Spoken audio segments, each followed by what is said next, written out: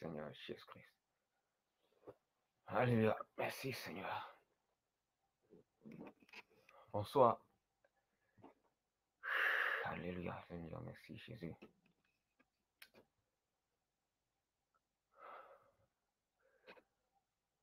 Bonjour tout le monde. J'espère que vous allez bien par la grâce de Dieu.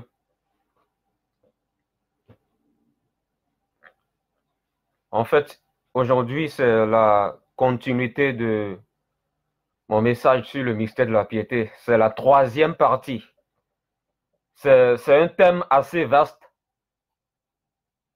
Pour ceux qui n'ont pas vu la première partie et la deuxième partie de cette vidéo, essayez de voir ça. Essayez d'écouter la première partie et la deuxième partie de cette vidéo. C'est très important parce que c'est la continuité de mon message.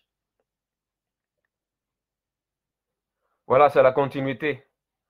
Vous trouverez la première partie et la deuxième partie de ce terme sur YouTube également. Sur YouTube, vous pouvez taper « À l'Est béni de Dieu ». Vous trouverez la première partie et la deuxième partie de mon message sur le thème « Le mystère de la piété ». Donc, pour ceux qui n'ont pas regardé et écouté la première partie et la deuxième partie, essayez d'écouter ça. C'est très important parce que c'est la continuité. Et dans cette troisième partie, c'est vrai qu'il y aura des versets sur lesquels je vais revenir. Voilà. Parce que, bon, Paul a dit dans la parole, je ne cesse de vous répéter les mêmes choses car cela est salutaire pour vous. Paul l'a dit dans le livre de Philippiens. Donc voilà, dans cette troisième partie, nous allons voir de nouveaux versets, pardon. Je disais que dans cette troisième partie, nous allons voir de nouveaux versets. Et nous allons peut-être voir aussi quelques versets que nous avons vus dans mes dernières vidéos passées. Voilà, c'est très important ce thème parce que si nous ne comprenons pas que Jésus-Christ est Dieu le Père, notre vie chrétienne, ça ne sert à rien. Tant que tu n'as pas compris que Jésus-Christ est Dieu le Père, ta vie chrétienne ne sert à rien. Si tu dis que Jésus-Christ n'est pas le Père, c'est que tu n'es pas un chrétien. Tu n'es pas différent d'un musulman. C'est clair. Si tu dis que Jésus-Christ n'est pas le Père, tu n'es pas différent d'un catholique et d'un musulman. C'est simple. Voilà, on ne va pas on ne va pas tarder. Nous allons aller directement dans le sujet. Donc, en fait, le sujet, le verset de base, c'est 1 Timothée 3,16. Là où Dieu dit, là où il est écrit, Dieu a été manifesté en chair. C'est-à-dire, Dieu est devenu un homme. Dieu est devenu un homme. C'est écrit dans 1 Timothée 3,16. Donc, c'est ça le verset même de base. C'est ça le verset de base.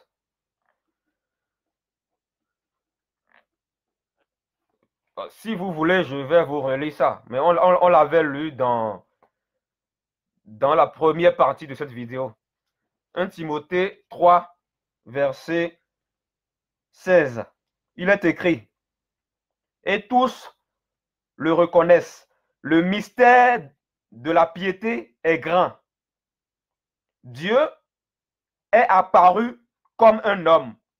Sa justice a été révélée par l'Esprit.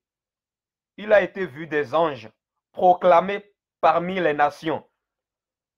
On a cru en lui dans le monde et il a été élevé dans la gloire.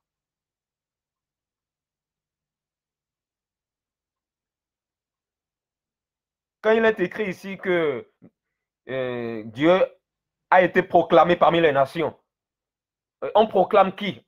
On proclame Jésus-Christ. C'est Jésus-Christ qu'on proclame. Voilà. On ne proclame pas un autre évangile. On parle de Jésus-Christ.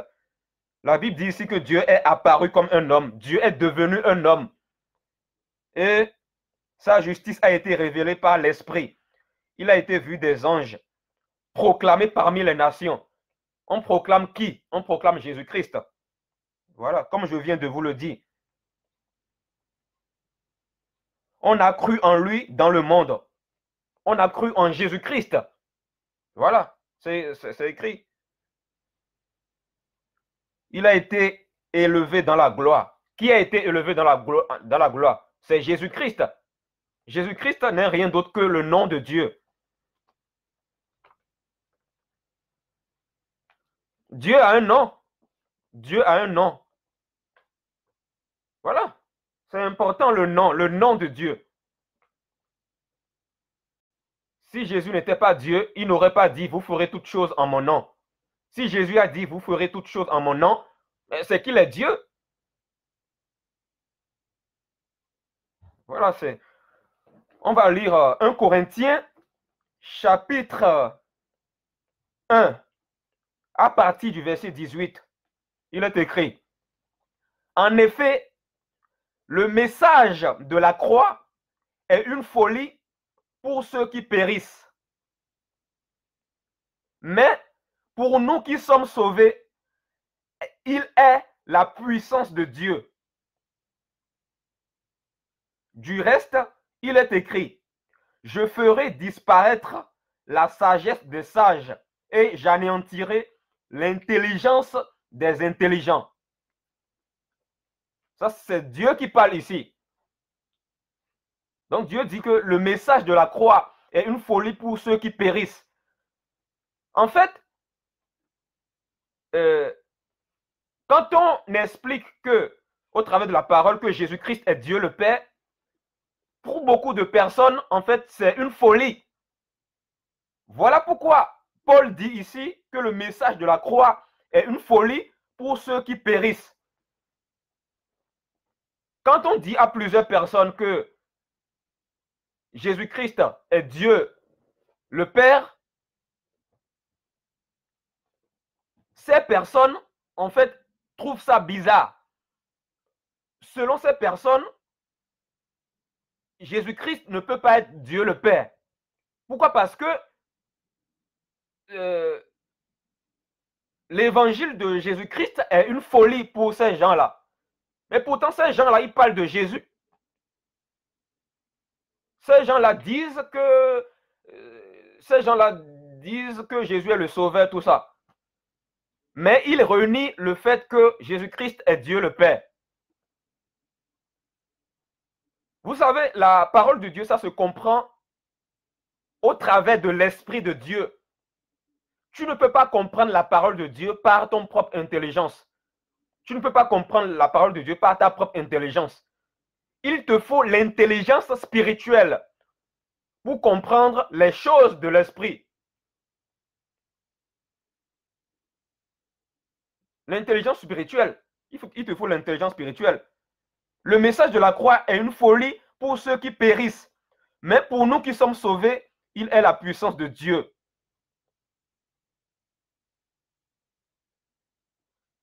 Et Dieu dit, verset 19, je ferai disparaître la sagesse des sages. Dieu dit qu'il va faire disparaître la sagesse des sages. Regardez dans ce monde, en fait, il y a beaucoup de personnes qui se croient sages. Regardez par exemple les élites de ce monde. Ils se croient intelligents, ils se croient sages. Mais Dieu dit qu'il va faire disparaître leur sagesse. Parce que leur sagesse, en fait, est une sagesse diabolique. Voilà pourquoi certains vont jusqu'à dire que Dieu n'existe pas. Certains vont jusqu'à dire que Jésus-Christ n'est pas le Père. Alors que Jésus-Christ est bel et bien le Père. Je vais encore vous le prouver par la suite de cet enseignement. Il y a des soi-disant chrétiens qui prétendent que Jésus-Christ n'est pas Dieu le Père. Et ces chrétiens-là se croient sages. Ces chrétiens croient connaître quelque chose. Ces chrétiens se croient sages. Ils se croient intelligents. Alors que ils ne sont pas sages. Ils ne sont pas sages. Parce qu'ils disent que Jésus-Christ n'est pas Dieu le Père.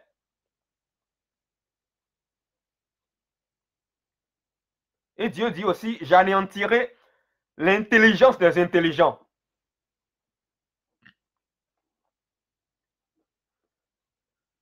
Vous savez, tu peux te croire sage, alors qu'en réalité, devant Dieu, tu n'es pas sage.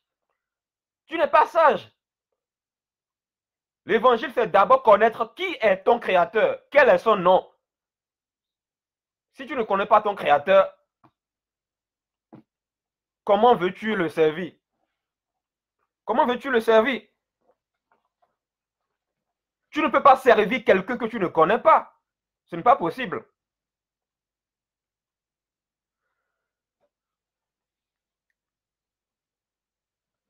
Nous allons aller dans Ésaïe 48. Ésaïe 48, verset 12. Ésaïe 48, verset 12. Donc, ouvrez vos Bibles dans Ésaïe 48, verset 12. C'est dans l'Ancien Testament.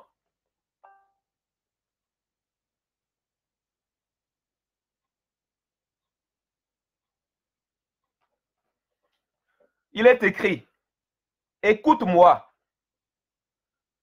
Jacob et toi, Israël, toi que j'ai appelé. Je suis toujours le même. C'est Dieu qui parle, hein? C'est Dieu qui parle. Dieu dit, je suis toujours le même. Deux points. C'est moi qui suis le premier. Moi aussi qui suis le dernier. Dieu dit que c'est lui qui est le premier et le dernier. C'est écrit ici. Dieu dit, c'est moi qui suis le premier. Moi aussi qui suis le dernier. J'espère que vous avez vos Bibles avec vous. Ouvrez vos Bibles, hein, parce que ne venez pas me dire après que je suis en train d'inventer des choses. Hein. Ouvrez vos Bibles. Ésaïe 48, verset 12. Dieu dit, écoute-moi, Jacob, et toi, Israël, toi que j'ai appelé. Je suis toujours le même. C'est moi qui suis le premier. Moi aussi qui suis le dernier. Voilà. Dieu dit ici qu'il est le premier et le dernier. Ok. Maintenant, le passage que je viens de vous lire là, c'est dans l'Ancien Testament. Hein? C'est dans l'Ancien Testament. Maintenant, nous allons aller. Vous verrez que dans le Nouveau Testament, dans Apocalypse, c'est le même Dieu qui parle. Et il dit la même chose. Nous allons aller dans Apocalypse chapitre 22.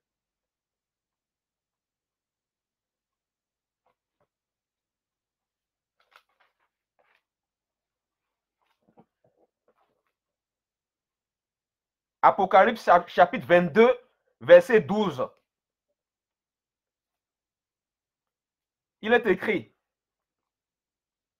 ça c'est Jésus qui parle ici. Voici Apocalypse chapitre 22, verset 12. J'espère que vous êtes dans vos Bibles là. J'espère que vous avez ouvert vos Bibles. Apocalypse 22, verset 12. Jésus dit, voici, je viens bientôt et j'apporte avec moi ma récompense pour traiter chacun conformément à son œuvre. Je suis l'alpha et l'oméga, le premier et le dernier, le commencement et la fin. Vous voyez, le passage que je vous ai lu il y a quelques secondes dans l'Ancien Testament, dans Ésaïe 48, verset 12, Dieu dit, je suis le premier et le dernier. Dieu dit, je suis le premier et le dernier. Il le dit dans l'Ancien Testament, plus précisément dans Ésaïe 48, verset 12. Et dans Apocalypse, dans la Nouvelle Alliance actuellement, c'est le même Dieu qui parle. C'est-à-dire, c'est Jésus-Christ qui parle. Et Jésus-Christ dit la même chose dans Apocalypse 22, verset 12. Il dit qu'il est le premier et le dernier. Je vous ai lu ça. Donc, quel est le nom de Dieu le Père? Quel est le nom du Dieu qui a parlé dans Ésaïe 48, verset 12? Quel est son nom? C'est Jésus-Christ. C'est le même Dieu qui a parlé parce que Dieu ne se contredit pas. Il n'y a que Dieu qui peut être le premier et le dernier, l'alpha et l'oméga, le commencement et la fin. Le même Dieu qui a parlé dans Ésaïe 48, verset 12, c'est le même Dieu qui a parlé dans Apocalypse 22, verset 12. Qui parle dans Apocalypse ici? Vous savez très bien que c'est Jésus-Christ qui parle. Vous savez très bien que c'est Jésus qui parle. Mais c'est le même Jésus qui parlait dans l'Ancien Testament en disant qu'il est le premier et le dernier. Mais dans ce cas alors, pourquoi vous dites que Jésus-Christ n'est pas Dieu le Père? Si vous dites que Jésus-Christ n'est pas Dieu le Père, vous êtes en train de dire par là qu'il y a deux dieux. Or, il n'y a pas de Dieu. Il n'y a qu'un seul vrai Dieu. Si vous dites que Jésus-Christ n'est pas Dieu le Père, c'est qu'il y a, vous êtes en train de dire qu'il y a Dieu le Père à part et Jésus qui est Dieu le Fils à part. Non, il n'y a qu'un seul Dieu. Tout l'évangile converge vers un seul nom. Et le seul nom, c'est Jésus. Et vous le savez très bien.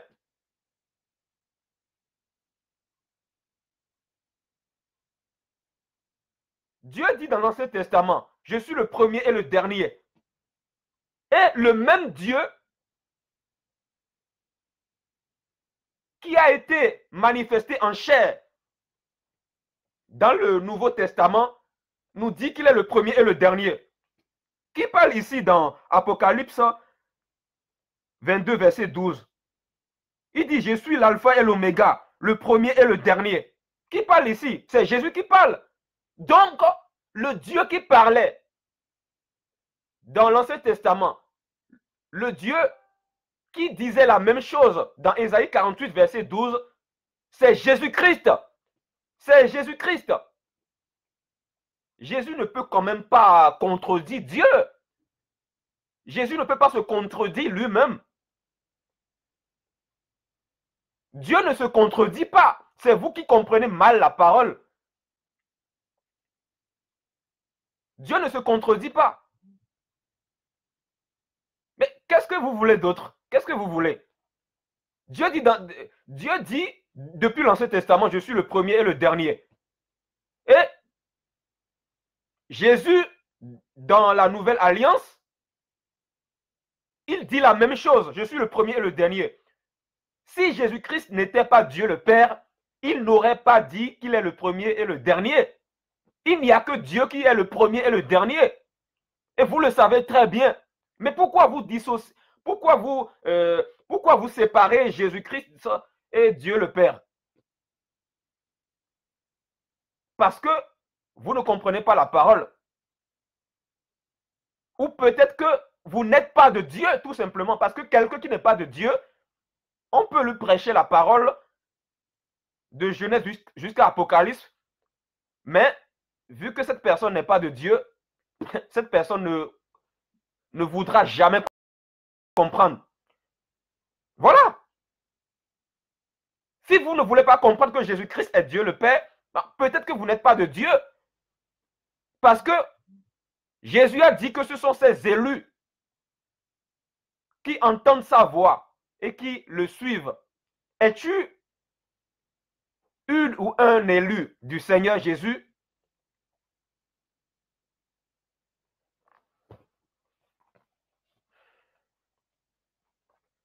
Nous allons aller dans Ésaïe 44, verset 6.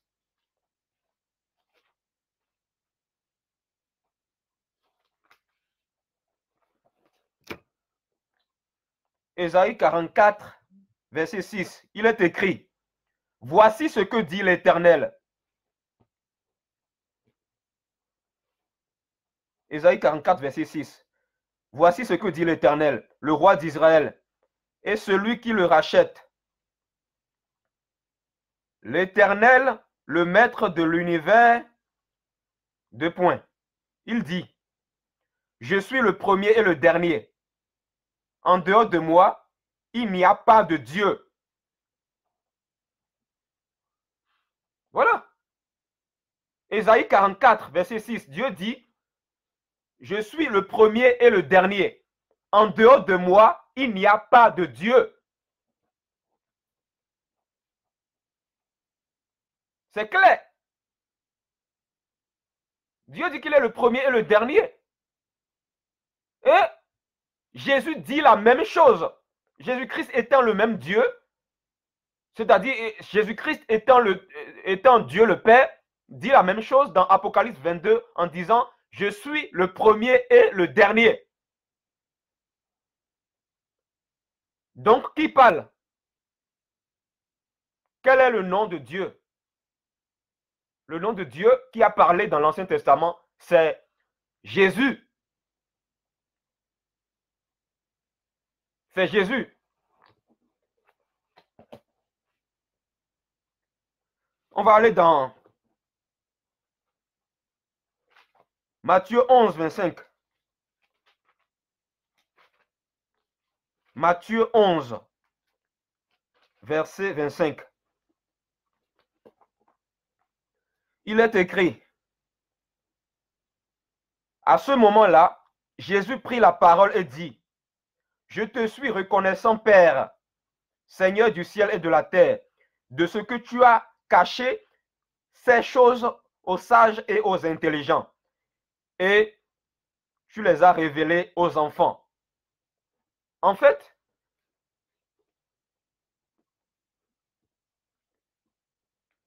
Jésus-Christ révèle sa divinité aux enfants. C'est ce qu'il dit ici.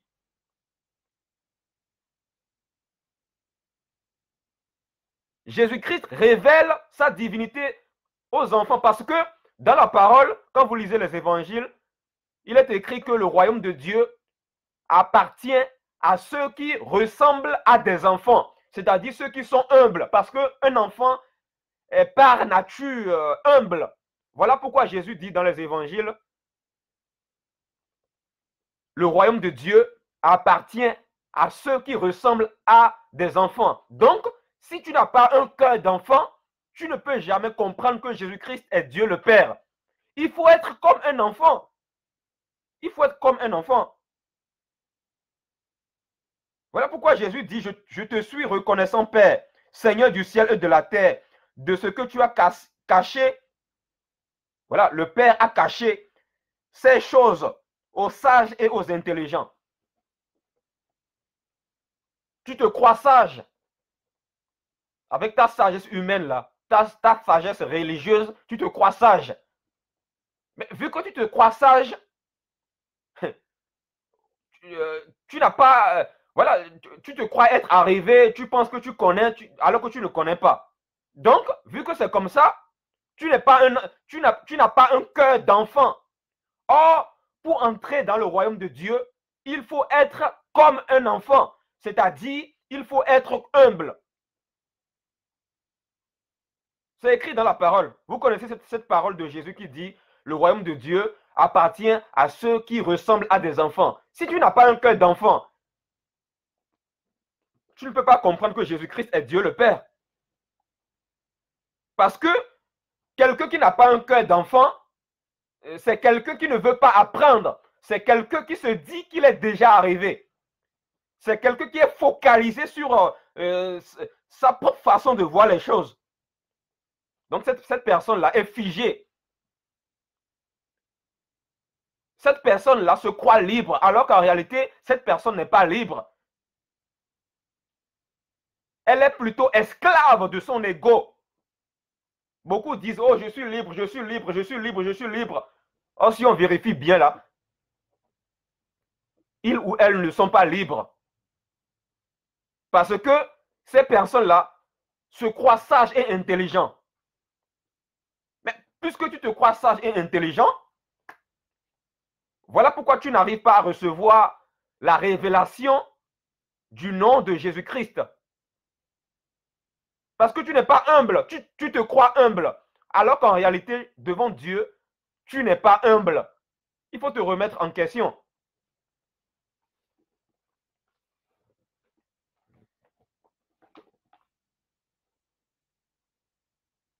Voilà. Quand Jésus dit ici, je te suis reconnaissant Père, Seigneur du ciel et de la terre, il parle à lui-même. Le Père ici, ce n'est pas que le Père est à part et lui il est à part. Non. Le Père, c'est le Saint-Esprit. Le Père, c'est l'Esprit parce qu'il est écrit dans Jean 4, verset 24, Dieu est esprit. Combien de Saint-Esprit y a-t-il? Il n'y a qu'un seul Saint-Esprit, nous dit la Bible. Quand la Bible dit que Dieu est esprit, ça veut tout simplement dire que Dieu est le Saint-Esprit. Voilà, c'est la même chose. Vous le savez très bien. Donc quand Jésus dit ici, quand Jésus dit Père, Père, Père, Père, en fait, celui qui parle, c'est Jésus-Christ homme. Mais c'est la même personne qui est devenue un homme. C'est la même personne, il parle à lui-même, il parle à sa nature divine. Sa nature divine, c'est le Saint-Esprit. C'est tout à fait normal que Jésus-Christ, en tant qu'homme, voilà, Dieu, dans son humanité, c'est tout à fait normal qu'il dise Père, Père, Père, Père. C'est normal. C'est normal. Voilà. Tu n'arrives pas à recevoir la révélation du nom de Jésus-Christ parce que tu n'as pas un cœur d'enfant. C'est aussi simple que ça. Tu n'as pas un cœur d'enfant.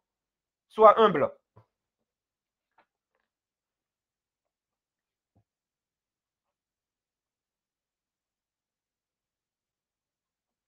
Nous allons aller dans Jean 3, verset 13. Jean 3, verset 13.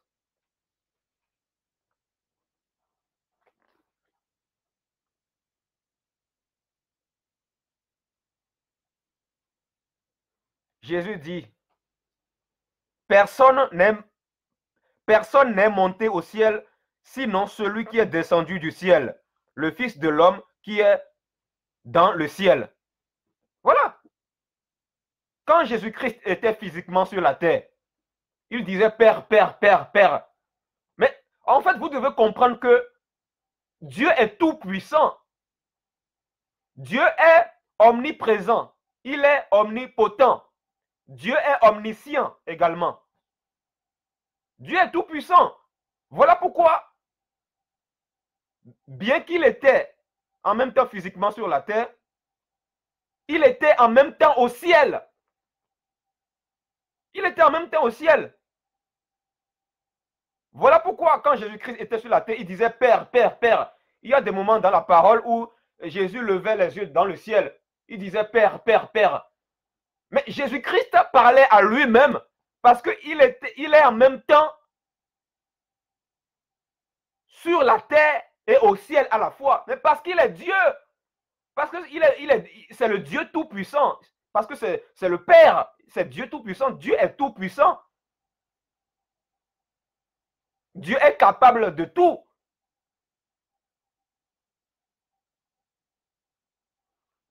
Mais Dieu ne commet pas le mal.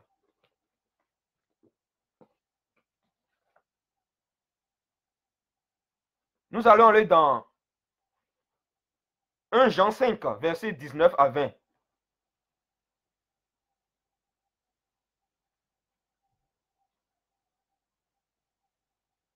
1 Jean, chapitre 5, versets 19 à 20.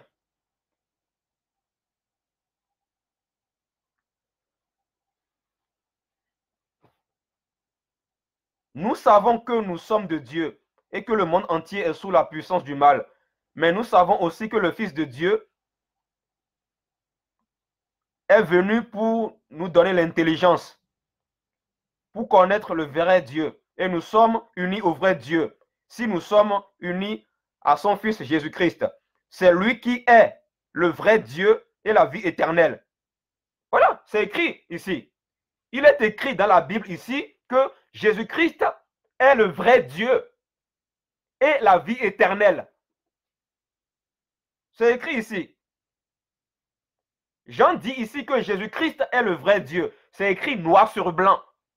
Voilà, c'est écrit. Il dit, c'est lui qui est le vrai Dieu et la vie éternelle. Petits enfants, gardez-vous des idoles. Voilà. Gardez-vous des idoles. Il dit ça parce que il n'y a qu'un seul vrai Dieu.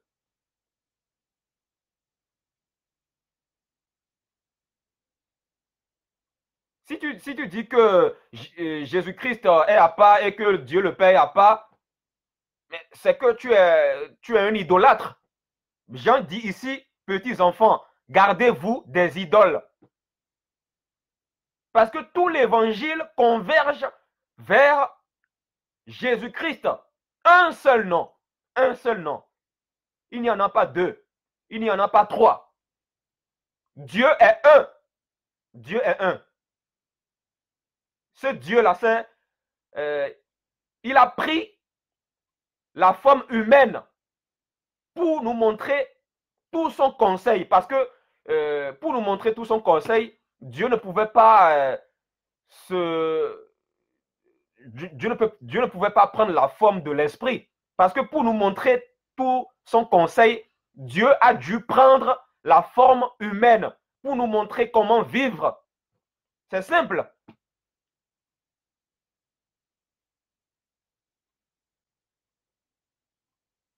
Parce que pour sauver les hommes, il faut être comme les hommes. Voilà. Pour sauver les hommes, Dieu a dû devenir un homme. Et c'est écrit dans la parole. Nous allons prendre un verset dans Matthieu 24, verset 36. C'est un verset que les gens qui disent que Jésus-Christ n'est pas Dieu, c'est un verset qu'ils prennent. Ça fait partie de leur verset favori. Nous allons prendre ça, on va expliquer ça. Matthieu 24, verset 36.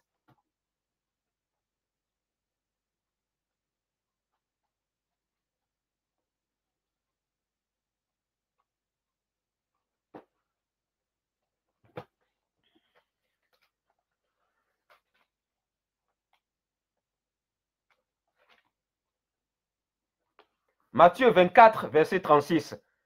Il est écrit, c'est Jésus qui parle. Quant au jour et à l'heure, personne ne les connaît, pas même les anges du ciel, ni même le Fils. Mon Père seul les connaît. En fait, il y a des gens qui prennent ce verset pour dire que Jésus-Christ n'est pas Dieu le Père. Ils prennent ce verset pour justifier leur hérésie. En fait, vous qui prenez ce verset pour justifier votre façon de voir les choses, vous ne comprenez pas ce verset. Je vais vous expliquer ça. Vous savez, encore une fois, je vous dis que la parole de Dieu se comprend avec le Saint-Esprit. Et pour comprendre la parole de Dieu, tu dois avoir un cœur d'enfant. Quand Jésus dit ici que c'est uniquement le Père qui connaît le jour de son retour, en fait, ce qu'il faut comprendre ici, c'est que l'objectif de Dieu dans sa manifestation en chair n'était pas de révéler aux hommes la date et l'heure à laquelle il reviendra. Jésus-Christ, étant devenu un homme, il est devenu un homme pour un but. Il n'est pas devenu un homme pour nous révéler la date et l'heure à laquelle il reviendra. Mais Jésus-Christ, en tant que Dieu lui-même, il sait très bien quand est-ce qu'il va revenir. Il connaît tout de son retour. Jésus-Christ, en tant que Dieu, sait très bien quand il va revenir. Il connaît la date et l'heure de son retour. Il connaît. Mais puisque ce n'était pas dans ses objectifs, en tant que fils, de nous révéler la date et l'heure de son retour, voilà pourquoi il dit ici, quant au jour et à l'heure, personne ne les connaît, pas même les anges du ciel, ni même le Fils. Ni même le Fils. Pourquoi? Parce que Dieu, en tant que Fils, son objectif, ce n'était pas de révéler aux hommes la date et l'heure de son retour. C'est simple. Voilà pourquoi il dit ici, même le Fils ne connaît pas, personne ne connaît le jour et l'heure de son retour, ni même le Fils. Or, en réalité, Jésus-Christ, lorsqu'il était en train de dire ça, il sait très bien quand est-ce qu'il va revenir. Il sait très bien, il connaît tout de son retour. Il connaît la date et l'heure de son retour.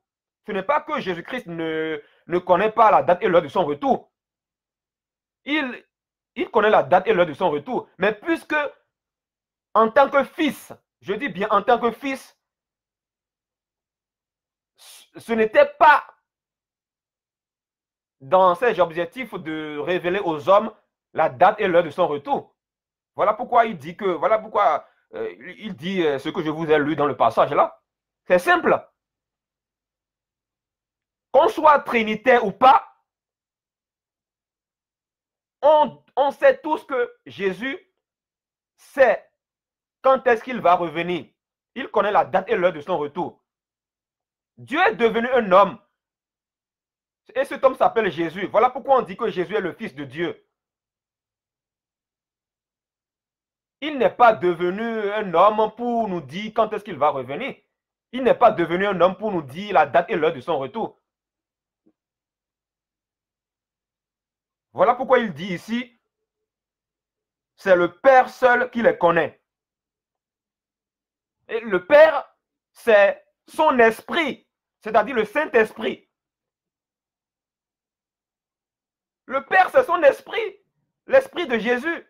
Mais l'esprit de Jésus, c'est Jésus lui-même.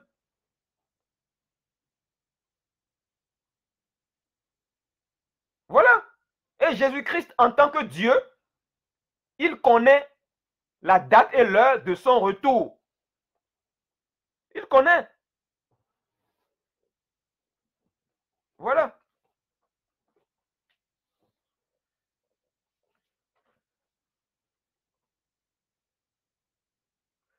On va aller dans 1 Pierre, chapitre 1, verset 10.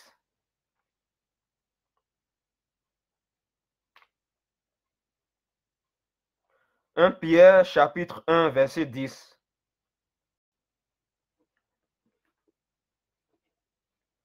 Il est écrit, les prophètes qui ont parlé de la grâce qui vous était réservée ont fait de ce salut l'objet de leur recherche et de leur investigation. Ils cherchaient à découvrir l'époque et les circonstances indiquées par l'Esprit de Christ qui était en eux lorsqu'ils attestaient d'avance les souffrances du Messie et la gloire dont elles seraient suivies.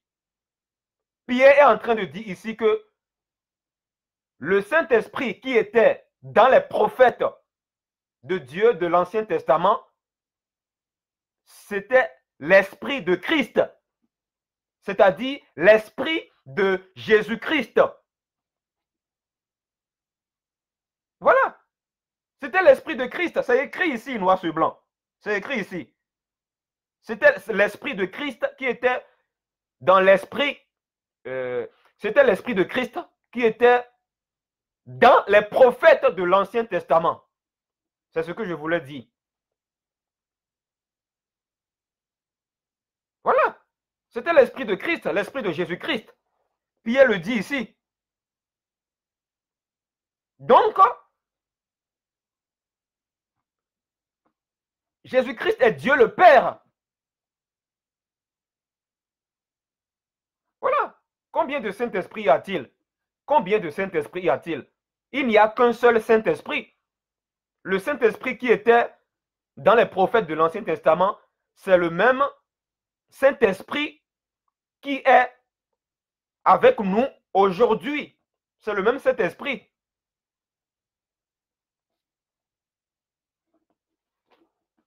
Donc, Jésus-Christ est bel et bien Dieu le Père. C'est Dieu le Père. Dieu s'est manifesté sous plusieurs formes. Il s'est manifesté aussi sous la forme d'avocat, selon 1 Jean, chapitre 2, verset 1. Jésus, voilà, je vais vous lire ça, parce que, allons pas à pas. 1 Jean, chapitre 1, verset 2 à 1. 1 Jean, chapitre 2, pardon.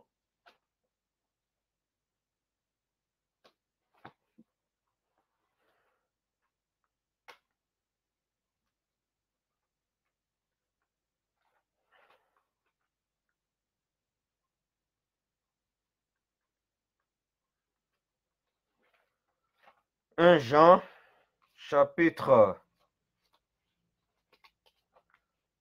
Nous allons prendre.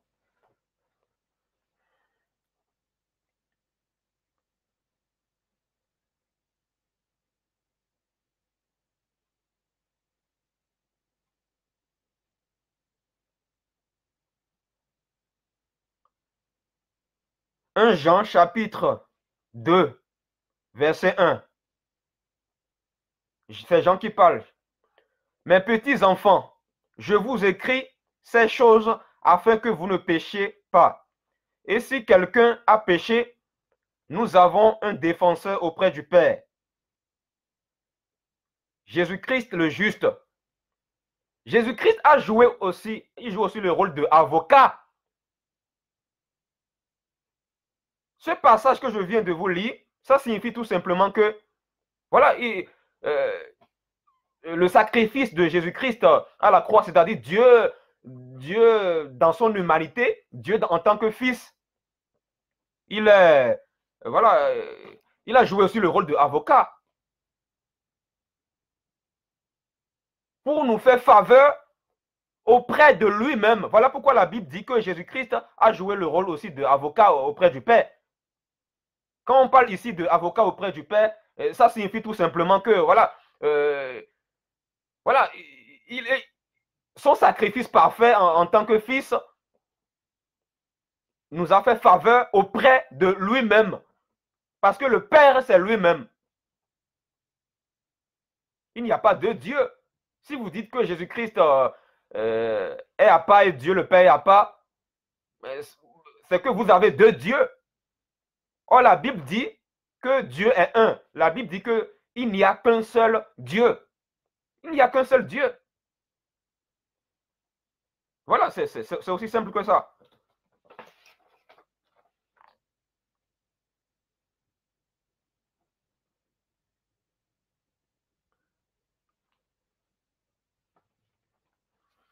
On va aller maintenant dans Philippiens 2. Philippiens 2. Voilà, Philippiens 2, versets 5 à 11.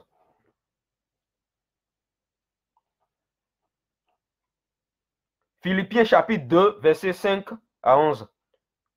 Que votre attitude soit identique à celle de Jésus-Christ, lui qui est de condition divine. Il n'a pas regardé son égalité avec Dieu. La Bible dit ici, écoutez très bien, je vous répète ça, que votre attitude soit identique à celle de Jésus-Christ. Deux points. Lui qui est de condition divine. Le lui, là, on parle de Jésus-Christ, vous le savez très bien. Lui qui est de condition divine. Ça veut dire qu'il est Dieu. Jésus-Christ est Dieu, le Père. Bon, voilà. C'est simple. Quand on dit que Jésus-Christ est Dieu, ça signifie tout simplement que Jésus-Christ est Dieu, le Père. Il n'a pas regardé son égalité avec Dieu comme un butin à préserver. Pourquoi la Bible dit ici qu'il n'a pas regardé son égalité avec Dieu? C'est parce que Dieu en tant qu'homme, Jésus-Christ en tant que fils, dans son humanité, il est venu nous montrer l'humilité, il est venu nous montrer l'exemple à suivre. Donc, en tant que fils, en tant qu'homme, tout ce qu'il faisait, c'était pour nous montrer l'exemple à suivre. C'était pour nous montrer l'exemple à suivre. Voilà, il voulait nous montrer l'exemple à suivre. L'humilité. Voilà pourquoi il dit ici qu'il n'a pas regardé son égalité avec Dieu.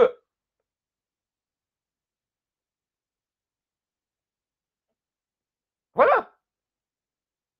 Quand on dit que Jésus est le Fils de Dieu, en fait, vous devez comprendre que le mot fils, en grec, en fait, ça signifie serviteur.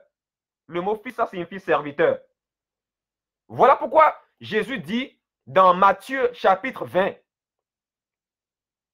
je ne suis pas venu pour être servi, mais pour servir. Jésus est venu pour nous servir. Parce que c'est Dieu dans son humanité. Dieu en tant que fils est venu nous servir pour nous montrer l'exemple. Voilà, c'est simple. Parce que quand on dit fils de Dieu, quand la Bible dit que Jésus est le Fils de Dieu, le mot fils signifie serviteur. Serviteur. Mais c'est Dieu lui-même qui est venu nous servir pour nous montrer qu'on doit servir les autres. C'est simple. Voilà. Et quand on sert les autres, quand on est en train de servir les autres, on est en train de servir Dieu. Lui-même, on est en train de servir Jésus-Christ. Je donne un exemple simple. Quand tu vas évangéliser, quand tu vas partager de la nourriture aux SDF, aux sans-abri qui sont dehors, tu es en train de servir ces sans-abri-là. Tu es en train de servir les autres. Tu es en train de servir ces sans-abri-là. Et en servant ces sans-abri-là, tu es en train d'obéir à la parole. Donc, tu es en train de servir Dieu. Voilà. C'est simple. Dieu est venu sur la terre comme un homme. Il nous a appris comment faire les choses, tout ça. Et voilà, quand Dieu, sous la forme de l'Esprit, est venu à la Pentecôte, voilà, le Saint-Esprit est venu sur nous. Et quand le Saint-Esprit est venu sur nous, quand le Saint-Esprit est venu sur nous, voilà, on va dehors, on va évangéliser pour faire l'œuvre, tout ça. Parce que sans le Saint-Esprit, on ne peut rien faire.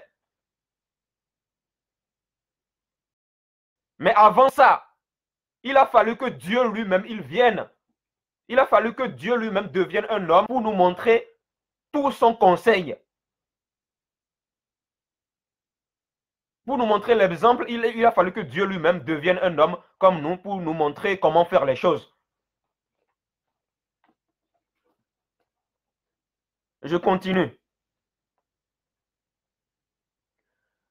Au verset 7. Mais il s'est dépouillé lui-même en prenant une condition de serviteur. Voilà. Il s'est dépouillé lui-même en prenant une condition de serviteur. Qui s'est dépouillé? Mais c'est Dieu le Père lui-même qui s'est dépouillé. Et il a pris la condition de serviteur.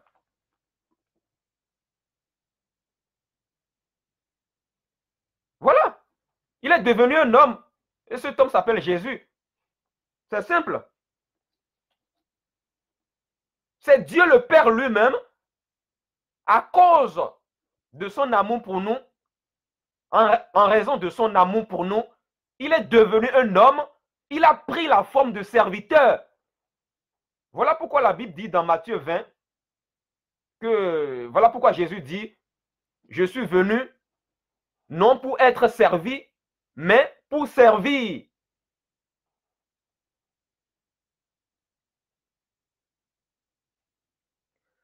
En devenant semblable aux êtres humains. Voilà, en devenant semblable aux êtres humains. Reconnu comme un simple homme, il s'est humilié lui-même en faisant preuve d'obéissance jusqu'à la mort, même la mort sur la croix. Voilà, en faisant preuve d'obéissance. Obéissance à qui? Mais obéissance à lui-même parce que Dieu, il est Dieu. Obéissance voilà. Obéissance au Père, c'est-à-dire à sa nature divine.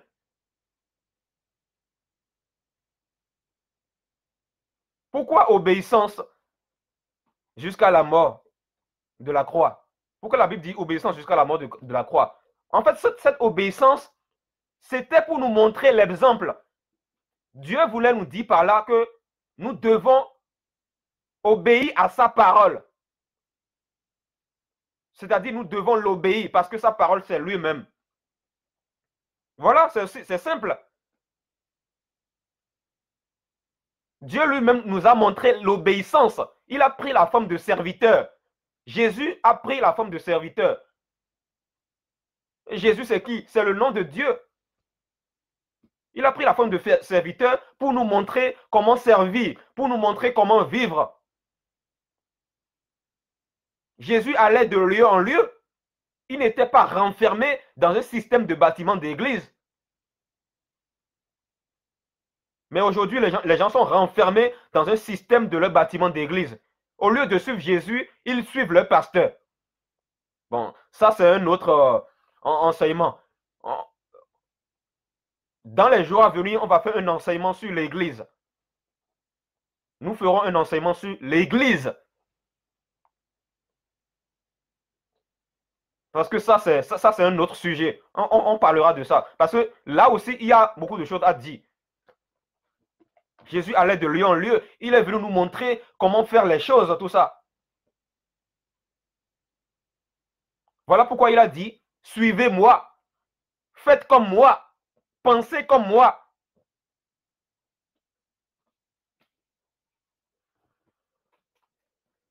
Voilà, c'est simple. Je continue au verset 9. C'est aussi pourquoi Dieu l'a élevé à la plus haute place et lui a donné le nom qui est au-dessus de tout nom, afin qu'au nom de Jésus, chacun plie le genou dans le ciel, sur la terre et sous la terre, et que toute langue confesse que Jésus-Christ est le Seigneur, à la gloire de Dieu le Père. Combien de seigneurs y a-t-il? La Bible dit dans Éphésiens 4, verset 5, qu'il n'y a qu'un seul Seigneur. Qu'un seul Seigneur. Et Dieu, dans l'Ancien Testament, se présente comme le seul Seigneur. Et Dieu, dans son humanité, c'est-à-dire Jésus, il est venu, il dit qu'il est le Seigneur. Il n'a pas dit qu'il est un Seigneur. Il a dit qu'il est le Seigneur. Il y a une différence entre le Seigneur et un Seigneur. Quand Jésus dit « Je suis le Seigneur », quand la Bible dit que Jésus-Christ est le Seigneur, cela veut dire tout simplement qu'il n'y a qu'un seul Seigneur. Et le seul Seigneur, c'est lui. S'il disait « Je suis un Seigneur », là, on pourrait dire qu'on pourrait aller vers d'autres seigneurs.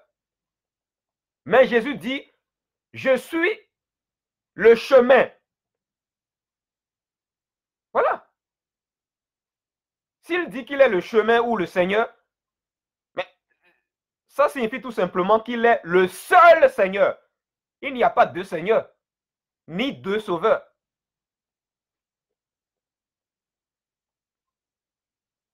Quand la Bible dit que Dieu l'a élevé à la haute place, il lui a donné le nom qui est au-dessus de tout nom. Mais quand la Bible dit que Dieu l'a élevé, Dieu, c'est l'esprit. Dieu, c'est l'esprit. Et je vous ai dit plusieurs fois que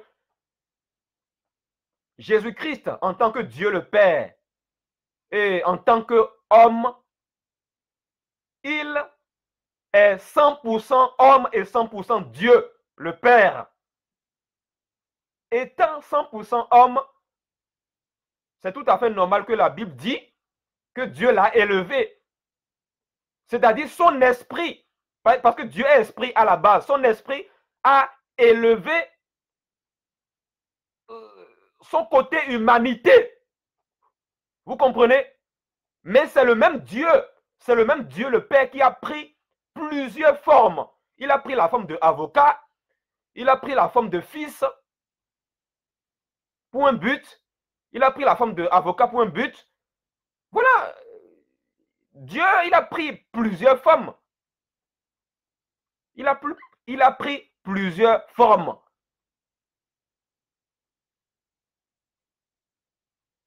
Voilà, parce qu'il est Dieu tout simplement.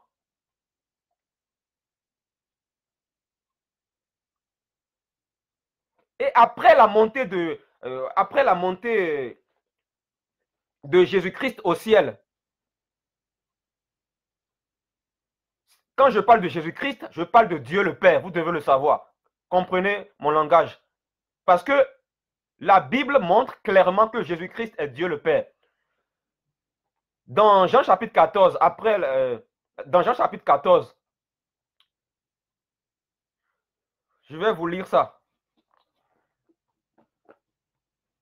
On va lire Jean chapitre 14.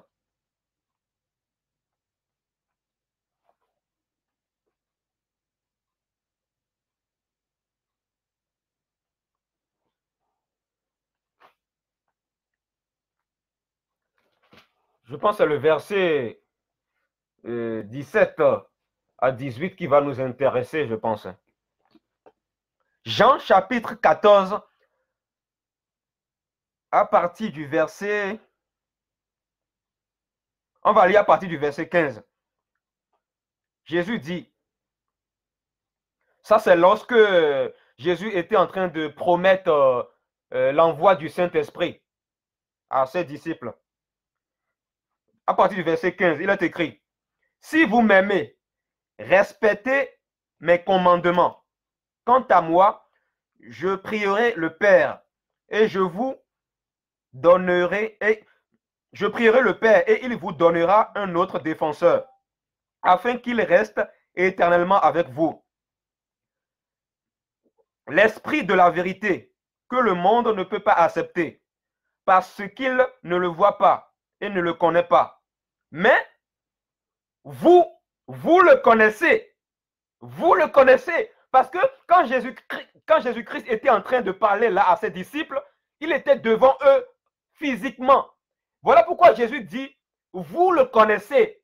Il parle à l'instant présent. Vous le connaissez parce qu'il dit par la suite, car il demeure avec vous. Il demeure avec vous. Donc, Jésus-Christ était en train de parler de lui-même. Il était en train de faire comprendre à ses disciples qu'il est le Saint-Esprit. Le Saint-Esprit, c'est lui-même. Voilà pourquoi il dit, mais vous le connaissez, car il demeure avec vous et il sera avec vous. Pourquoi Jésus dit ici, il sera avec vous? Parce qu'à la Pentecôte, Jésus-Christ est revenu sous la forme de l'Esprit. Jésus-Christ est revenu sous la forme du Saint-Esprit. Et voilà, quand l'Esprit de Jésus est descendu sur ses apôtres à la Pentecôte, ils ont commencé à parler en langue. Et après, Pierre est sorti, tous ses disciples, ils sont sortis dehors. Voilà, ils ont commencé à annoncer l'évangile. Voilà, c'est simple. Comprenez le langage de Jésus. Je vous relis ça. Je vous relis ça. À partir du verset 17. L'esprit de la vérité que le monde ne peut pas accepter parce qu'il ne le voit pas et ne le connaît pas. Mais vous, vous le connaissez. C'est-à-dire, vous, les disciples de Jésus. Jésus est en train de dire ici, vous, mes disciples, vous, mes élus, vous le connaissez parce qu'il demeure avec vous. Quand Jésus-Christ était en train de dire cela, il était devant ses disciples physiquement. Voilà pourquoi Jésus disait que, il disait, vous le connaissez. Car il demeure avec vous et il sera avec vous. C'est-à-dire, après la montée de Jésus au ciel, il est revenu sous la forme de l'Esprit à la Pentecôte. Je ne vous laisserai pas orphelins. Je reviens vers vous. Voilà.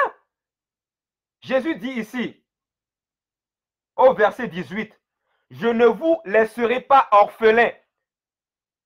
Je reviens vers vous. Quand il dit ici qu'il revient vers eux, c'est-à-dire, il est venu à la Pentecôte sous la forme de l'Esprit. Jésus-Christ est revenu vers eux sous la forme de l'Esprit. Et ses disciples ont commencé à parler en langue. Dans Actes chapitre 2, ils ont commencé à parler en langue, la Pentecôte.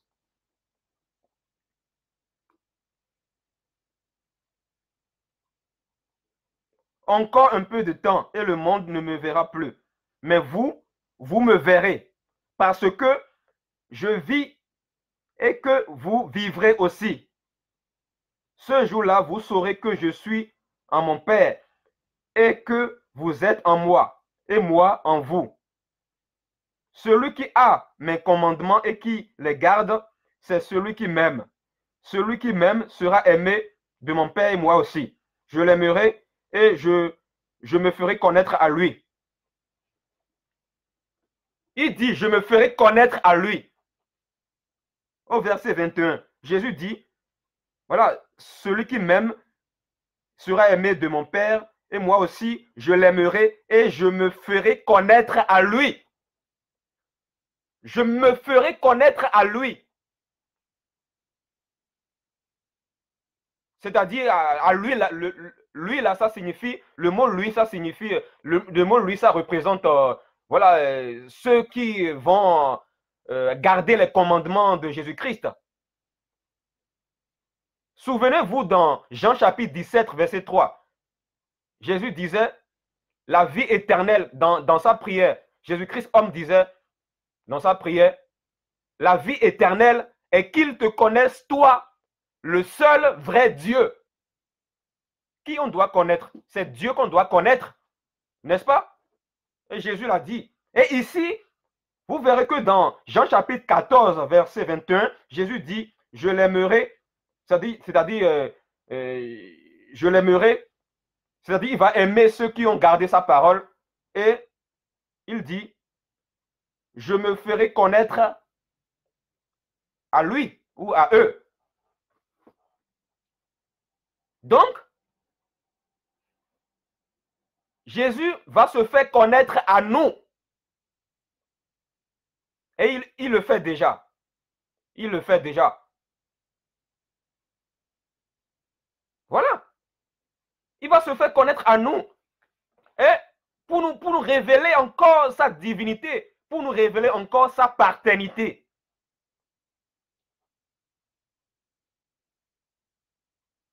C'est simple.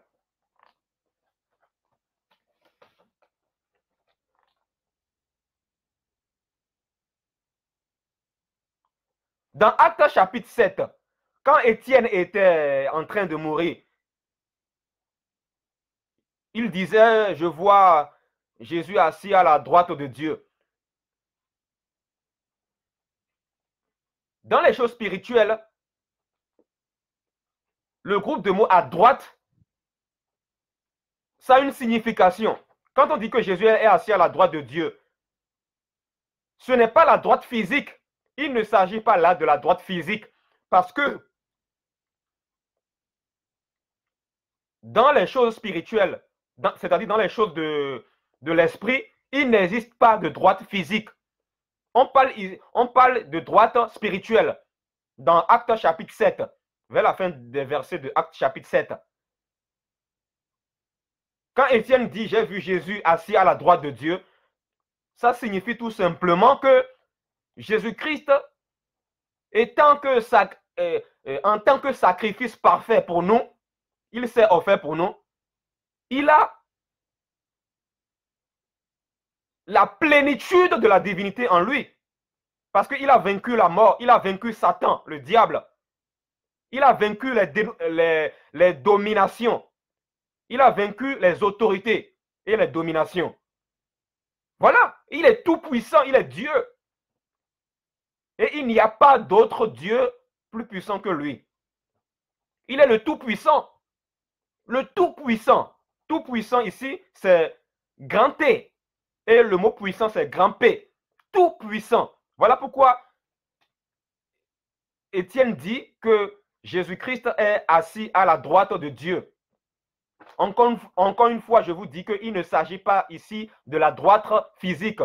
Il s'agit de la droite spirituelle, c'est-à-dire, voilà, il a la plénitude de la divinité. Voilà pourquoi dans Colossiens chapitre 2, il est écrit que en Jésus-Christ habite corporellement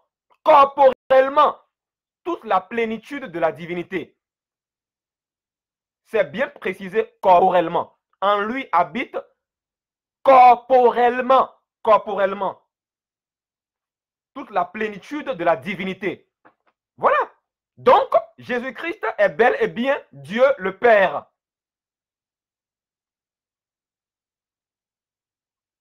« 100% homme et 100% Dieu le Père. 100% homme et 100% Dieu, le Créateur. C'est simple à comprendre.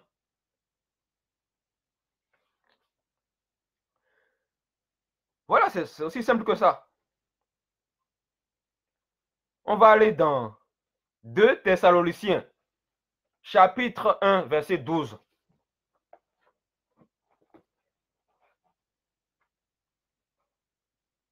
2 Thessaloniciens, chapitre 1, verset 12.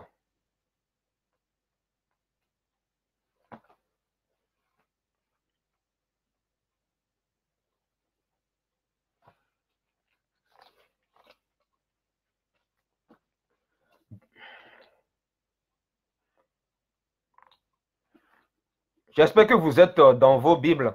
2 Thessaloniciens chapitre 1 verset 12. Il est écrit, ainsi la gloire du nom de notre Seigneur Jésus-Christ, la gloire du nom de notre Seigneur Jésus-Christ sera révélée en vous et la vôtre en lui, conformément à la grâce de notre Dieu et Seigneur Jésus-Christ. Notre Dieu et Seigneur Jésus-Christ. Voilà, c'est écrit ici, notre Dieu et Seigneur Jésus-Christ. Soyez concentrés pour bien comprendre. Soyez concentrés.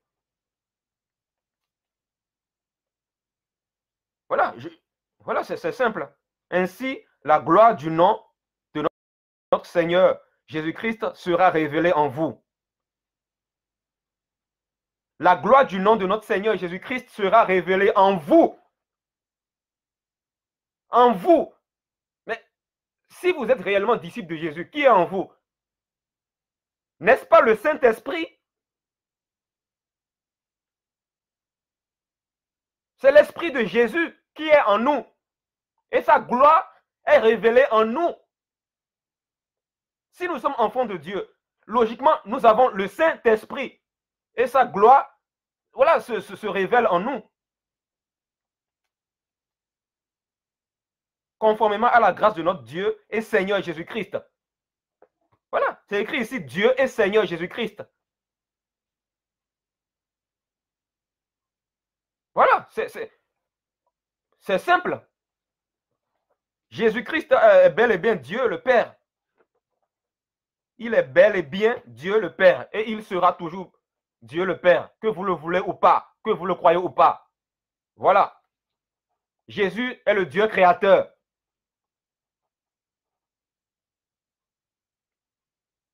Si tu refuses de comprendre ça, c'est que tu n'as pas un cœur d'enfant.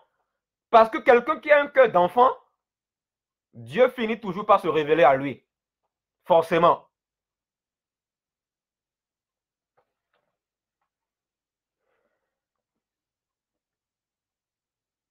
On va aller dans Colossiens 2, verset 15. Colossiens 2, verset 15. Colossiens 2, verset 15.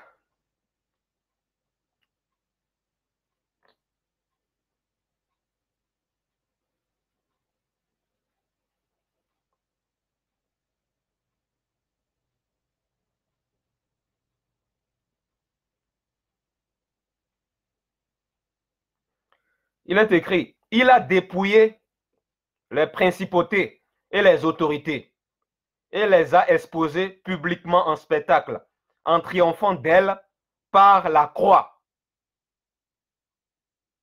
Voilà, il a dépouillé les principautés et les a exposées publiquement en spectacle.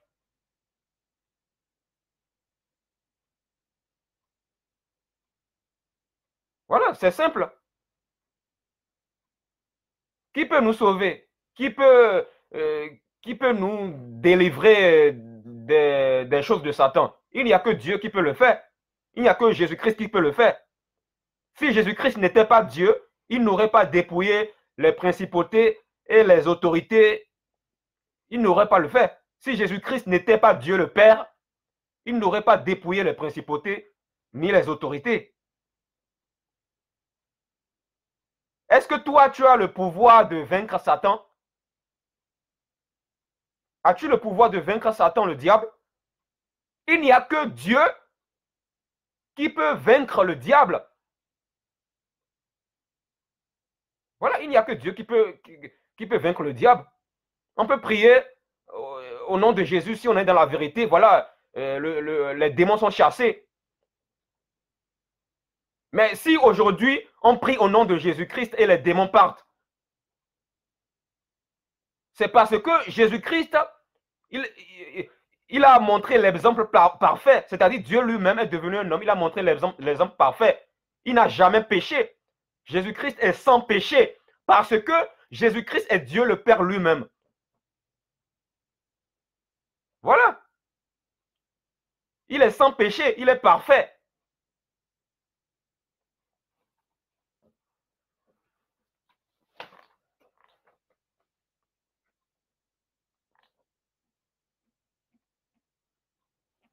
son sacrifice en tant qu'homme témoigne en notre faveur auprès de lui-même. Voilà, ça témoigne en notre faveur auprès de lui-même. Je répète, son sacrifice en tant qu'homme témoigne en notre faveur auprès de lui-même.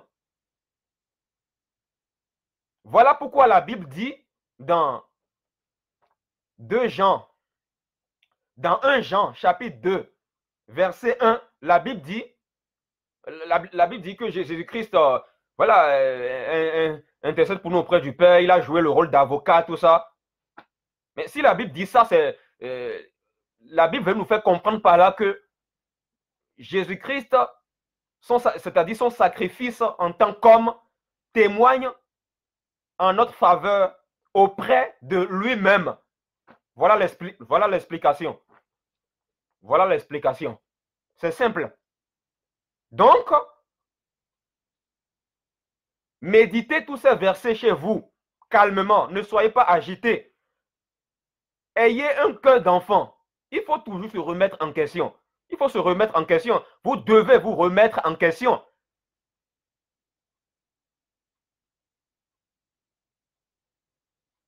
Tant que tu ne sais pas que Jésus-Christ est Dieu le Père, tu ne seras pas sauvé. Parce que c'est la base de la vie chrétienne. C'est-à-dire, la base de la vie chrétienne, c'est d'abord de connaître le nom de ton Dieu. La base de la vie chrétienne, c'est d'abord de connaître que Jésus-Christ est Dieu le Père. Quel est le nom de ton Dieu? Le nom de Dieu, c'est Jésus-Christ.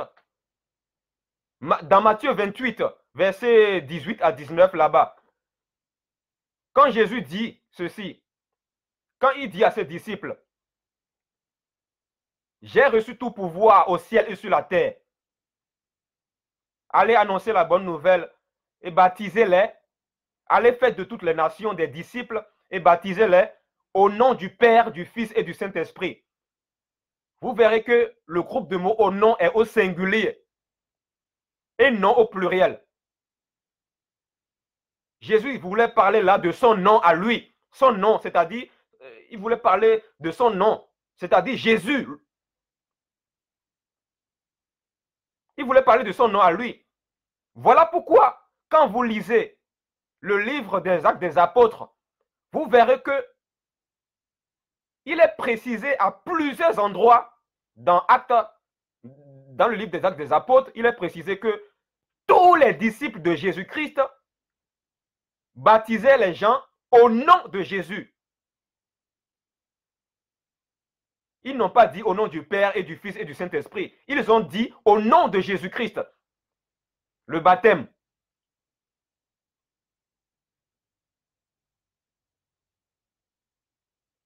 Tout doit se faire au nom de Jésus-Christ. Nous dit Colossiens 3, verset 17. Et les disciples de Jésus-Christ de la Bible avaient compris cela. Maintenant, la question que j'aimerais vous poser, avez-vous mieux compris la parole que les disciples de Jésus-Christ de la Bible?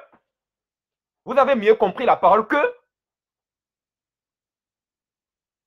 Jésus les a dit dans Matthieu 28, baptisez-les au nom du Père, du Fils et du Saint-Esprit. Et ces disciples, par la suite, après la Pentecôte, ils ont baptisé les gens au nom de Jésus parce que ces disciples avaient compris que Jésus-Christ, leur maître, était en train de leur parler de son nom à lui. Voilà pourquoi il disait baptisez-les au nom du Père et du Fils et du Saint-Esprit. Et le nom dont il parle, c'est son nom, c'est-à-dire le nom Jésus. Jésus.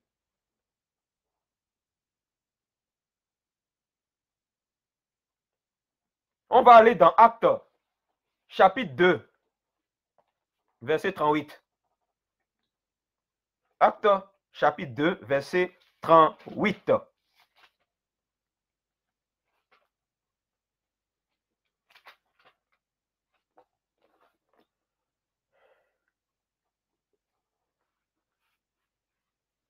Ça, c'est quand Pierre était en train de prêcher l'évangile aux gens dehors, suite à la Pentecôte. Quand ils ont reçu l'Esprit à la Pentecôte. Actes chapitre 2, verset 38. À partir du verset 38. Pierre leur dit, changez d'attitude et que chacun de vous soit baptisé au nom de Jésus. Au nom de Jésus-Christ. Je répète. Pierre leur dit, changez d'attitude et que chacun de vous soit baptisé au nom de Jésus-Christ pour le pardon de vos péchés. Et vous recevrez le don du Saint-Esprit. Voilà. Baptisez-les. Baptisés au nom de Jésus-Christ. C'est précisé là. Donc, Pierre avait compris que lorsque Jésus-Christ le disait dans Matthieu 28, avant la Pentecôte, quand Jésus-Christ était physiquement sur la terre, quand Jésus-Christ le disait dans Matthieu 28, baptisez-les au nom du Père, du Fils et du Saint-Esprit, Pierre avait compris que Jésus était en train de leur parler de son nom à lui, parce que le nom du Père, c'est Jésus. Le nom du Fils, c'est Jésus. Et le nom du Saint-Esprit, c'est Jésus. Voilà, c'est clair. C'est assez clair. Quand vous lisez la parole, soyez concentrés. Réfléchissez bien sur les mots. Méditez bien la parole quand vous lisez la parole. Voilà. Parmi les gens dont parmi les gens à qui Jésus parlait dans Matthieu 28 en disant baptisez-les au nom du Père, du Fils et du Saint-Esprit, il y avait Pierre là. Pierre était là. Et par la suite, quand Pierre a reçu l'Esprit à la Pentecôte, voilà, il dit changez d'attitude et que chacun de vous soit baptisé au nom de Jésus-Christ. Au nom de Jésus-Christ. Pierre n'a pas dit ici et que chacun de vous soit baptisé au nom du Père, du Fils et du Saint-Esprit. Il n'a pas dit ça. Il a dit plutôt et que chacun de vous soit baptisé au nom de Jésus-Christ. Pierre a précisé au nom de Jésus-Christ. Et quand vous lisez aussi par la suite, si vous avez lu les Actes des Apôtres, vous verrez aussi par la suite que les autres disciples de Jésus,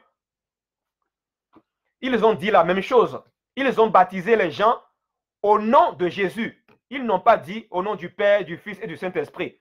Parce que ces disciples de Jésus avaient compris le langage de Jésus dans Matthieu 28, versets 18 à 19. Ils avaient compris le langage de Jésus. Parce que c'était des élus de Dieu, tout simplement. Parce qu'ils avaient un cœur d'enfant. Si tu as un cœur d'enfant, tu vas comprendre le langage du Seigneur. Mais si tu n'as pas un cœur d'enfant, tu ne comprendras jamais.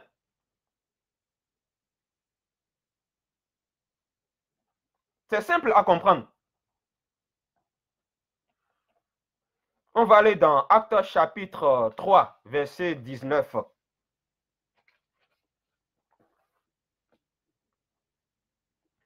Actes chapitre 3, verset 19, il est écrit, changez donc d'attitude et convertissez-vous pour que vos péchés soient effacés. Voilà, changez d'attitude. Donc, arrête d'être orgueilleux. Change ton attitude. Le fait que tu n'as pas un cœur d'enfant, ça, c'est une mauvaise attitude. Dieu n'aime pas ça. Dieu veut des gens qui ont un cœur d'enfant. Changez d'attitude et convertissez-vous pour que vos péchés soient effacés. Si tu n'as pas un cœur d'enfant, tes péchés ne pourront pas être effacés. Voilà, c'est simple.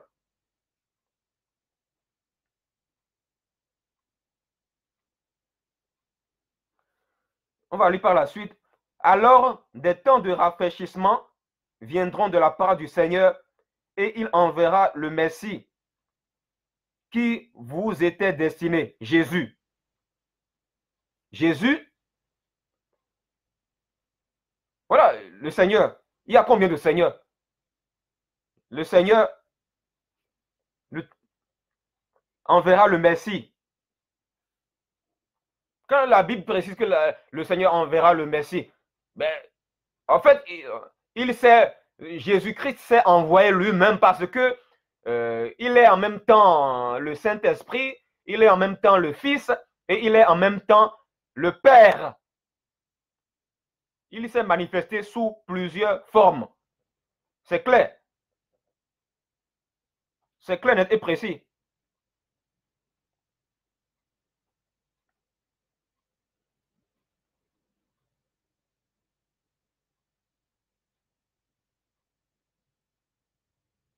Voilà, c'est aussi simple que ça.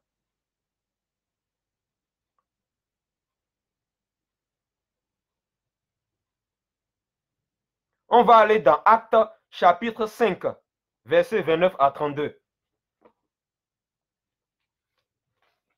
Actes chapitre 5, versets 29 à 32.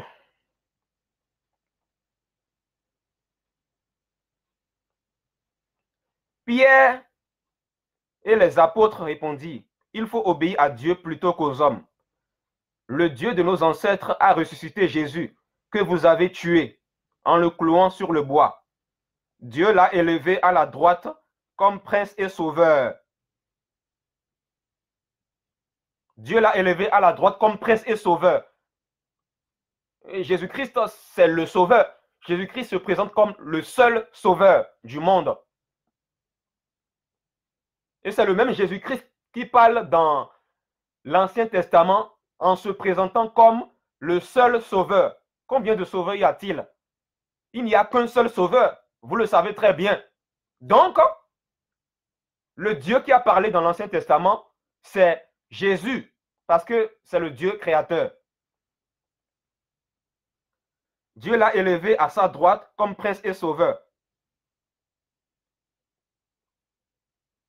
pour donner à Israël la repentance et le pardon des péchés. Voilà. Israël, ça préfigure nous l'Église. Nous sommes témoins de ces événements, de même que le Saint-Esprit que Dieu a donné à ceux qui lui obéissent. Voilà, c'est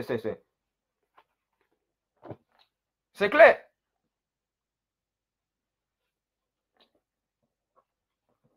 Dieu l'a élevé à sa droite comme prince et sauveur. Comme prince et sauveur. Ça signifie ceci. Ça signifie que Dieu, dans sa manifestation en tant qu'homme, il a vaincu la mort, il a vaincu le diable. Jésus-Christ a vaincu le diable à la croix. Voilà pourquoi il a dit, tout est accompli. Tout est accompli. Quand Jésus-Christ était sur la croix, voilà, il a dépouillé les dominations et les autorités. Il a vaincu le diable, il a vaincu Satan. Et c'est en raison de cela que son nom est glorifié aujourd'hui. Son nom est glorifié. Voilà pourquoi la Bible dit que Dieu l'a élevé. Cela ne veut pas dire qu'il y a Dieu le Père à part et Jésus à part. Non, ce n'est pas ça. La Bible est un livre spirituel. La Bible n'est pas un roman, c'est un livre spirituel. Ne comparez pas la Bible avec le Coran. Ne comparez pas la Bible avec les autres livres. Vous devez savoir que la Bible, c'est un livre spirituel. Ça ne s'interprète pas avec la chair. Ça s'interprète avec le Saint-Esprit.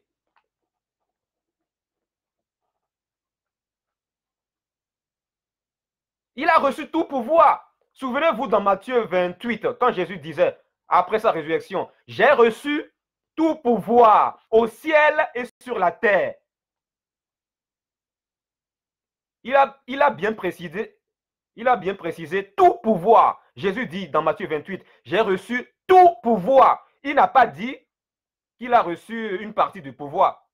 Il a dit qu'il a reçu tout pouvoir. Tout pouvoir. Quand il dit tout, c'est tout. Donc, s'il a reçu tout pouvoir au ciel et sur la terre, c'est qu'il est forcément Dieu le Père. Parce qu'il n'y a que Dieu le Père qui peut avoir tout pouvoir au ciel et sur la terre. Il n'y a que Dieu le Père qui peut avoir tout pouvoir au ciel et sur la terre. Je fais exprès de répéter, hein. Je fais exprès de vous répéter les phrases pour que ça entre bien. Parce que quand on dit quelque chose, il y a des gens qui disent qu'on n'a pas dit ça, alors qu'on l'a bien précisé dans les vidéos. Voilà pourquoi je fais exprès de vous répéter les choses. Voilà, je fais exprès de vous répéter les choses. Vous devez le savoir. Il faut que vous compreniez la parole. De toute façon, si vous êtes une brebis du Seigneur, vous allez comprendre la parole. Mais si vous n'êtes pas une brebis du Seigneur, on ne peut rien faire pour vous. C'est simple.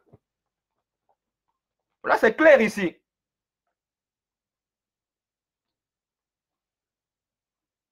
C'est clair ici. Le Dieu de nos ancêtres a ressuscité Jésus. En fait, quand la Bible dit que le Dieu de nos ancêtres a ressuscité Jésus, que vous avez tué en le clouant, quand la Bible dit que le Saint-Esprit a ressuscité Jésus-Christ, le Saint-Esprit a ressuscité Jésus-Christ homme, en fait, c'est sa nature divine qui s'est ressuscité lui, c'est sa nature divine qui a ressuscité son côté humanité, en fait.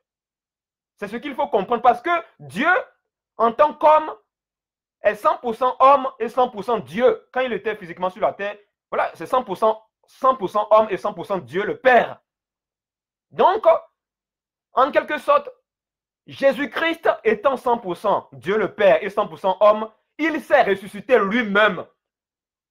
Sachez que quand la Bible dit que le Saint-Esprit a ressuscité Jésus, en réalité, la Bible veut nous faire comprendre par là que Jésus-Christ, en tant que Dieu le Père, s'est ressuscité lui-même. Il s'est ressuscité lui-même parce que même étant dans le tombeau, même quand il était dans le tombeau, il demeurait toujours Dieu le Père. Parce qu'il est tout puissant. Il est tout puissant. Il est tout puissant, tout simplement.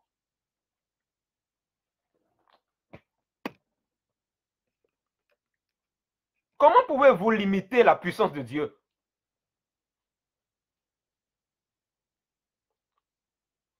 Toi, tu n'es qu'un homme, tu n'es qu'un être humain. Et on te dit que Dieu est devenu un homme, cet homme s'appelle Jésus, mais tu ne veux pas croire. Tu veux limiter Dieu avec ta petite intelligence, alors que Dieu est tout puissant. Dieu est infiniment puissant. Sa puissance est infinie. La Bible dit qu'il est omniprésent, il est omnipotent. Voilà, Dieu est omniprésent, omnipotent, omniscient, il est tout puissant. C'est simple à comprendre.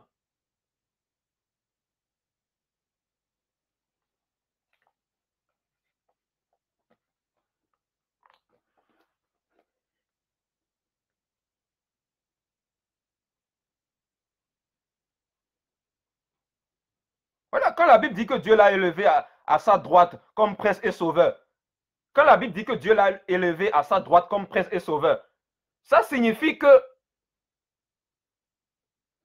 Jésus-Christ, comme il le disait dans Matthieu 28, après sa résurrection,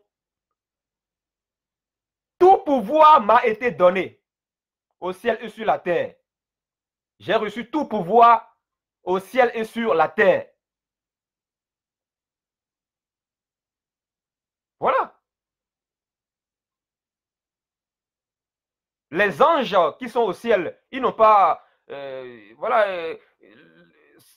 Ces anges-là, vous ne pouvez pas les comparer à Jésus-Christ.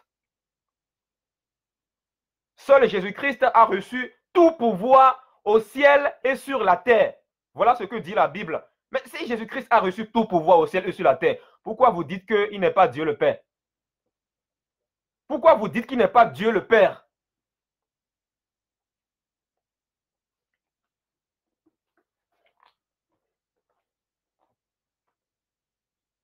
La Bible dit dans Apocalypse 22, verset 18 à 19, celui qui retranche ou qui rajoute quelque chose à la parole de Dieu,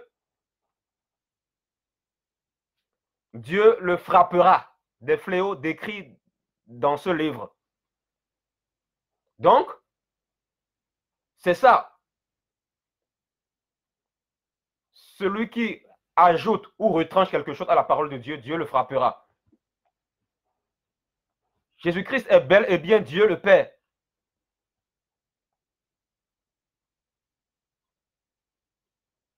S'il n'est pas Dieu, pourquoi as-tu le prie?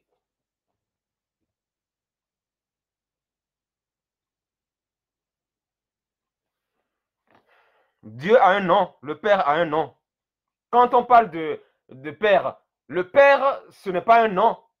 Le Fils, ce n'est pas un nom. Le Saint-Esprit, ce n'est pas un nom. Le nom du Père, c'est Jésus. Le nom du Fils, c'est Jésus. Et le nom du Saint-Esprit, c'est aussi Jésus. Tout l'évangile converge vers un seul nom. Le seul nom, c'est Jésus-Christ. Voilà. C'est Jésus-Christ qui est le Dieu Tout-Puissant, le Père éternel, le Créateur de l'univers. Dans Hébreux chapitre 1, c'est écrit dedans que Jésus-Christ est le Créateur. Il faut lire Hébreux chapitre 1. Il est écrit dedans que c'est Jésus-Christ qui a créé le monde. Voilà. Parce que c'est Dieu le Père.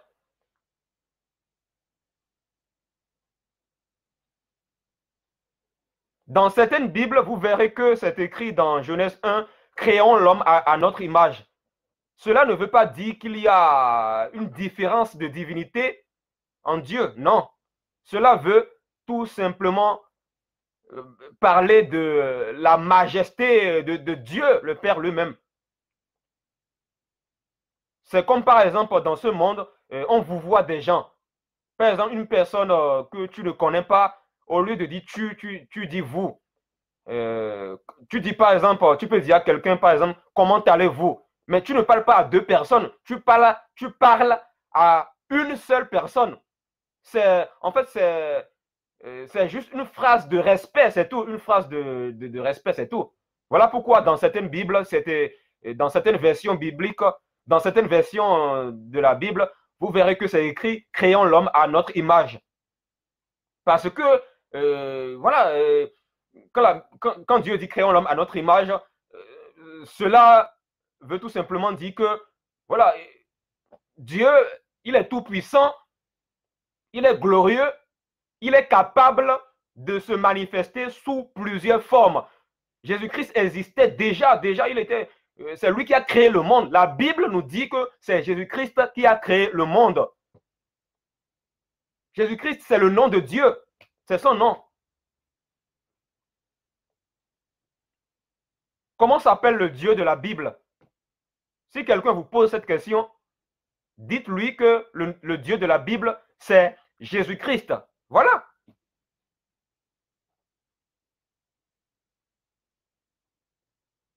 Jésus-Christ est le Dieu de la Bible.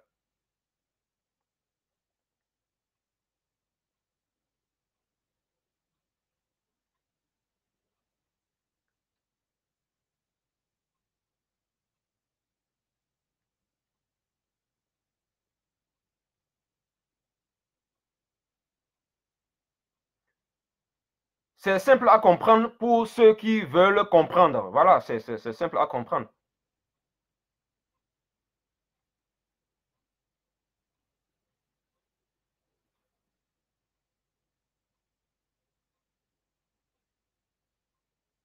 Souvenez-vous dans le livre des Psaumes, quand David dit l'Éternel est mon berger. Quand David dit l'Éternel est mon berger, dans le livre des Psaumes, je pense que c'est dans Psaume, peut-être Psaume 24, l'Éternel est mon berger.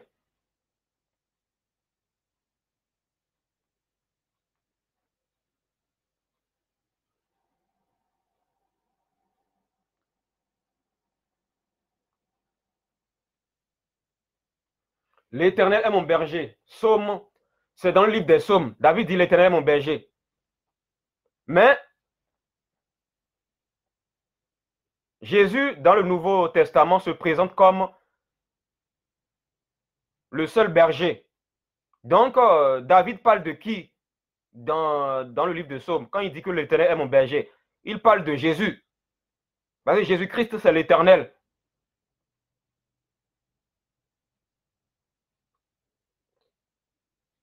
Jésus, c'est l'Éternel. Qui est ton berger? Ton pasteur ou Jésus-Christ? Qui est ton berger? Celui que tu appelles l'homme de ton bâtiment d'église, que tu appelles ton pasteur ou Jésus-Christ. Tu dois choisir. Il y a des chrétiens aujourd'hui qui mettent leur pasteur, l'homme qu'ils appellent leur pasteur, pour intermédiaire entre eux et Dieu. Alors que la Bible dit que Jésus-Christ est le seul médiateur entre Dieu et les hommes. C'est-à-dire Jésus-Christ, homme, est le seul médiateur entre Dieu et les hommes.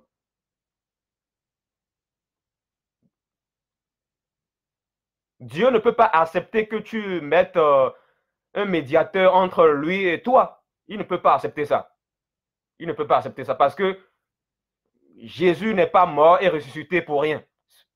S'il a donné sa vie pour toi, c'est pour que la Bible nous dit que c'est pour que tu c'est pour que tu ailles directement vers lui, sans passer par un pasteur, un prophète ou je ne sais quoi là. C'est simple à comprendre.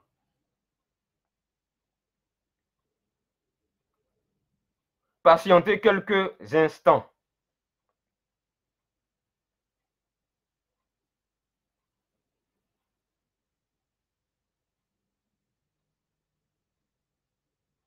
Et nous sommes bientôt vers la fin. Voilà, nous sommes bientôt vers la fin.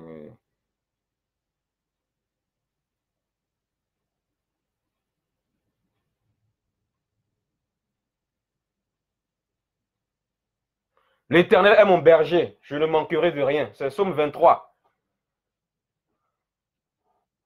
Et dans le Nouveau Testament, dans la Nouvelle Alliance, Jésus-Christ se présente comme le seul vrai berger. Donc, de quel Dieu David parle dans Psaume 23? Il parle de Jésus. Il parle de Jésus. Parce que la Bible dit que Jésus-Christ est le seul berger. Le Dieu dont David parle dans Psaume 23, c'est Jésus-Christ.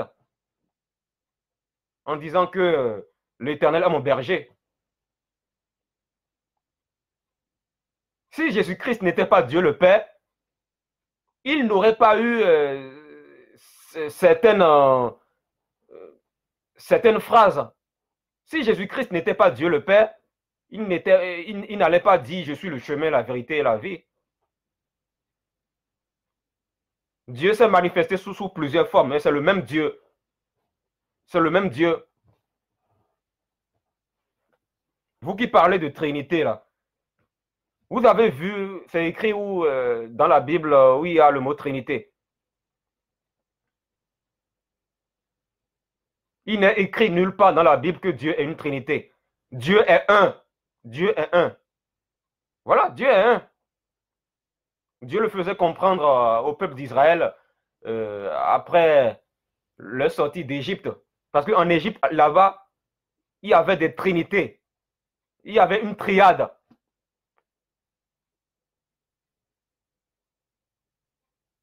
Et quand le peuple d'Israël est sorti de l'Égypte, Dieu les a dit, attention, je suis un, je ne suis pas trois. Je ne suis pas une trinité, je suis un. Et ce un-là, il s'est manifesté sous plusieurs formes. Il s'est manifesté sous la forme de fils pour nous montrer quel modèle de fils il veut qu'on soit. Voilà. Il est venu nous montrer quel modèle d'enfant de Dieu qu'il veut qu'on soit pour lui.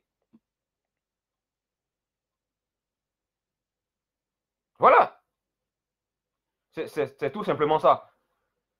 Moi, j'ai fini cette vidéo. Voilà, j'espère que vous avez compris ce message. Voilà, c'est tout simplement ça. C'est Jésus-Christ est Dieu le Père. Et voilà. Il faut comprendre le message.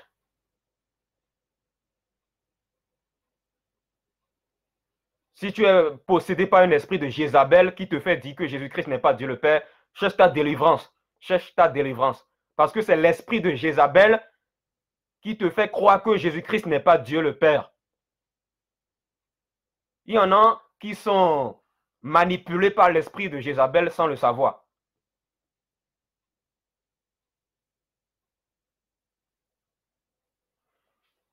Voilà, cet enseignement est terminé. Si Dieu le veut, il y aura une 4e partie. Mais pour l'instant, je ne vais pas vous dire s'il y aura une 4e partie ou pas. Tout dépendra de, voilà, de comment je serai conduit. Voilà. Je vous souhaite un bon après-midi par la grâce de Dieu. Voilà, au nom puissant de Jésus-Christ de Nazareth.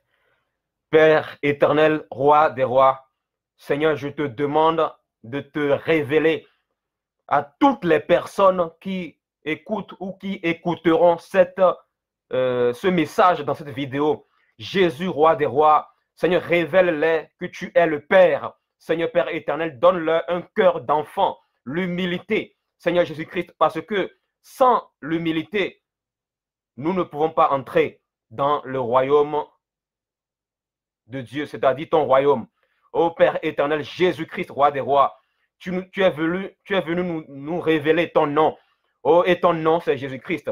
Seigneur, je te demande de toucher, Seigneur, toutes ces personnes, Seigneur, toutes ces personnes qui sont perdues. Touche-les, révèle-toi à eux, au nom puissant de Jésus-Christ de Nazareth, Père éternel, roi des rois.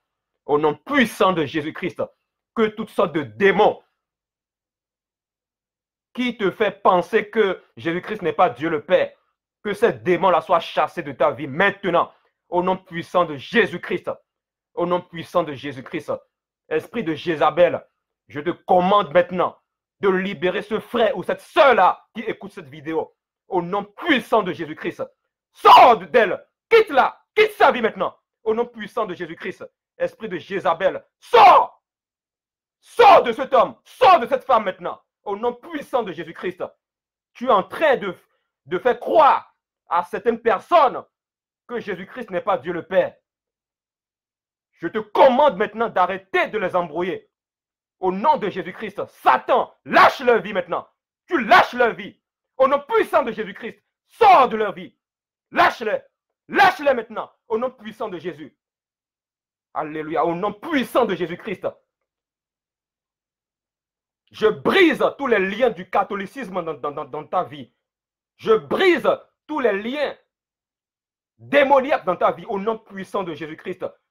Je brise là toutes les forteresses démoniaques dans ton crâne au nom puissant de Jésus-Christ de Nazareth. Amen. Au nom puissant de Jésus. Que Dieu vous bénisse. Si vous n'avez rien à dire, on se dit au revoir.